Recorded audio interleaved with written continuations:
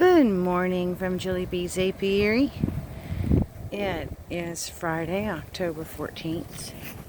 It's a beautiful Friday morning. Bees are all happy.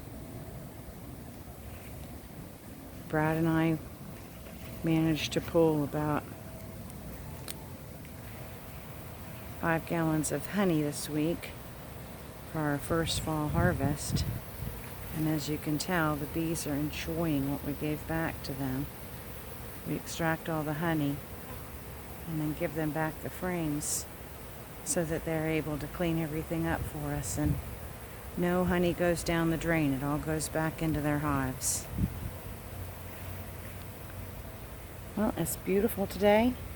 Hopefully we're going to get some nicer temperatures coming up. They'll cap all the rest of the honey for us before winter. Enjoy your weekend. It should be a nice one. Stay happy and healthy.